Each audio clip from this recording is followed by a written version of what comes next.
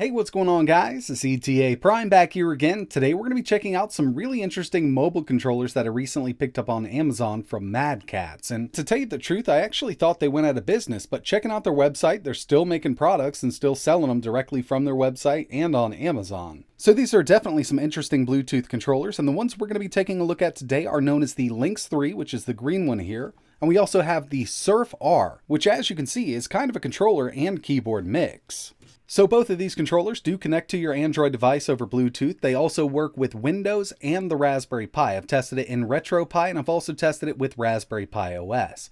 The first one we're going to be taking a look at is known as the Lynx 3. I guess they had a few more iterations of this before they got to the third one. But I gotta say, I really do like the design of this controller, and I thought it would be super uncomfortable, but it actually works out quite well. So we have the phone clip up top, and the handles actually fold out of the bottom here. We have dual analog sticks, start, select, we have back and home for Android, a D-pad, A, B, X, Y, and around back we have L1, L2, R1, and R2. And by the way, this does connect to your Android device in X input mode, so it does work natively with Android apps that support a controller. Next up, we have the SurfR, which is more of a media remote, but it will act as a game controller. Personally, I wouldn't pick this up to play games with, but it does have a soft touch QWERTY keyboard built in, and right out of the box, when it's swapped over to keyboard mode, the left analog stick will work as your mouse cursor, and around back here we do have 4 trigger buttons, and in keyboard mode they work as volume up, volume down, left click, and right click for the mouse.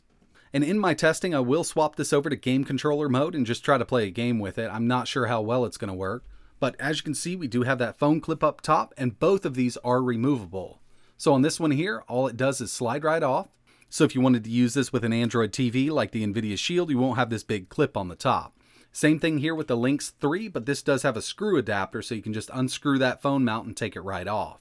So the first controller I'm going to be testing out is the Lynx 3. I'm going to be testing it with some native Android games and emulation. So getting this connected to your Android phone or tablet is pretty simple. We're going to hold the power button for about 3 seconds, and we do have an LED on the controller. It'll start blinking, letting us know that it is in pairing mode. Now we'll just head over to the device, go to Bluetooth. I'll just let my phone scan for a second. This works the exact same way with Windows or even the Raspberry Pi. I tested it with RetroPie and Raspberry Pi OS. So now that we see it on our screen, we'll go ahead and pair it up, give it access, and now the controller is connected to the phone, and we can actually control the full operating system because it is working in X input mode. But if you want to play games like Real Racing 3, San Andreas, Minecraft, it will work with those games straight out of the box with no setup whatsoever. So now I'm going to go ahead and swap over to a native Android game that supports controllers, and that's going to be Asphalt 9. So far, everything's working great here. It did detect the controller as soon as I booted the game up. I'm having no issues whatsoever. I do have touch drive off. Now, like I mentioned, when I initially saw this, I figured it would be super uncomfortable, but personally, I'm not having a problem playing this, and this is a pretty heavy phone. It's the Poco F2. It's not straining too much to flip back on me. I do wish these palm rests were a bit bigger. It's definitely not as comfortable as, let's say, an Xbox One controller, but it's not all that bad either, and they set it up this way so it would be a foldable controller. So it works with native Android games that support controllers, and it also works with emulators. Here we have some Dreamcast using the Redream emulator, and I didn't have to set any of these buttons up. It was pre-configured, but if something's a little off, you can always go into the settings of Redream and remap the Lynx 3. Now, one thing I'm noticing here is this D-pad is really easy to use. I'm kind of liking this. It's one of those raised D-pads, but it does make it really easy to pull off these special moves.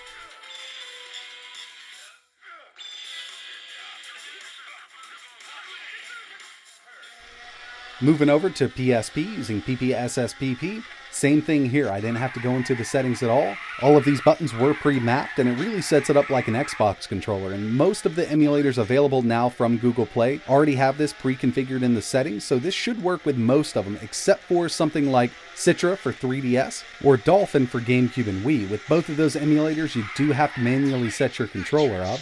And speaking of Dolphin, let's go ahead and move over there now with a Wii game. So here we have the Dolphin emulator running a Wii game, and all I had to do was go into the settings and map this as my GameCube controller. I mean, it's super simple to do. I've actually done tutorials on setting up the full emulator on Android and PC. But once it's set up, it works really well, as you can see here. I'm playing this Dolphin emulator with no issues whatsoever using the Lynx 3 controller. And yeah, I am a big fan of this D-pad here. It's raised up out of the divot, so it's super easy to pull these kind of Capcom or Street Fighter special moves off with this D-pad. You could always move over to the analog stick if you want to, but with games like this, I personally prefer using a D-pad.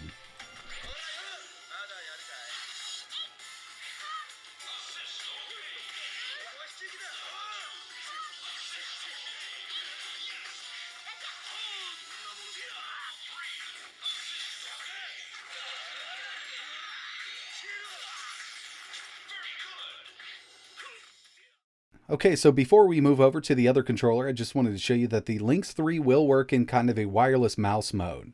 So if we press this button right here, it'll go into mouse mode. We can use the left analog stick here to control the cursor. L1 and R1 will control the volume on your Android device, and if we press L2 or R2, it acts as our mouse button. So this is kind of set up like a media remote now. So if you need to navigate a certain app with a mouse, you can do it from the Lynx remote. But we don't have a built-in keyboard, so if you did need to type anything in, you would have to use the on-screen keyboard. Now it's time to take a look at the SurfR. This is more of a media remote, but it will work as a game controller. It does have these adjustable palm rests here, and we have that built-in keyboard. And by the way, the Android tablet that I'm using here is the AllDo Cube iPlay 40. So right out of the box, you could swap this over to keyboard mode. We do have mouse control using the left analog stick. We'll hit L2 or R2 for our mouse buttons. We can also control the volume with L1 and R1. But with this one here, we have that built-in keyboard. So if you do need to get into somewhere and type with it, it's super easy to do. So go ahead and start a new note here.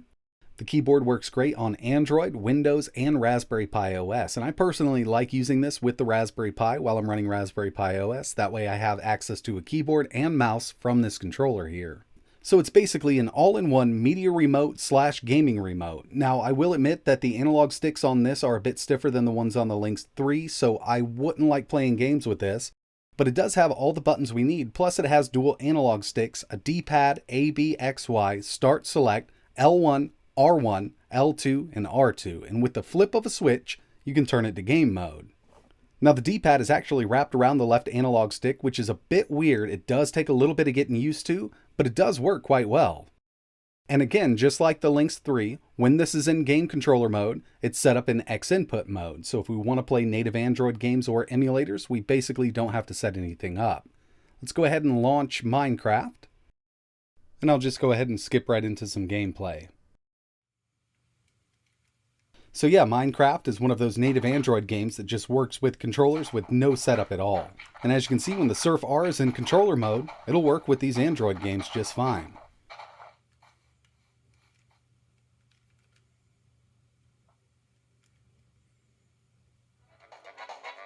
So as we saw, the D-pad design on this controller is a bit odd, and with fighting games, the analog stick in the middle does get in the way a little bit, but you can still get used to this and pull off some special moves. I'm still missing a few here and there, but in a pinch, I mean, if you needed to play a game like this, you could with the D-pad that's on the SurfR. But if you're strictly just looking for a good D-pad to play fighting games on Android, I wouldn't recommend this. This is just one of those things that you can do if you really need to. So in the end, both of these controllers do work. I mean, they'll link up to your Android phone or tablet, and you can play games with them. You can play native Android games, emulators, or basically anything that you sideload on here, because they're connected to the device using X input mode. Now, when it really comes down to it, if you're looking for a decent controller for your Android device and you don't mind connecting over Bluetooth, I would personally recommend the Xbox One controller. The Xbox One S controller works, and the new Series S controller works. You can also pick up an inexpensive phone clip from Amazon, and those controllers work great with Android, be it a tablet, your Android phone, and then you always have access to that controller on Windows. Now, if you're looking for a controller to connect directly to your device, I would recommend something like the Razer Kishi. It does get a bit expensive, but they are on sale every once in a while, and they connect over USB Type-C, so there's no input latency whatsoever with a controller like that. And both of those choices are awesome for native Android gaming and emulation. Now these kind of popped up in my Amazon feed, so I figured I'd go ahead and pick them up. And these are definitely not my first choice for Android controllers, but if you want to be a bit different and you don't mind a funky looking controller, I think the Lynx 3 is actually a pretty decent little controller. I paid $33 for it from Amazon. I've also seen them going for the same price on eBay. The SurfR, unfortunately, is sold out right now. I paid $38 for that. I think they're going for $50. But when it comes to both of these controllers, I personally wouldn't pay over $40 because, like I mentioned, you can always just pick up an Xbox One controller and a phone clip and get really good performance out of that. But that's going to wrap it up for this video. I really appreciate you watching. If you're interested in checking out any of the controllers I mentioned in this video, I will leave some links in the description. If you have any questions, let me know in the comments below. And like always, thanks for watching.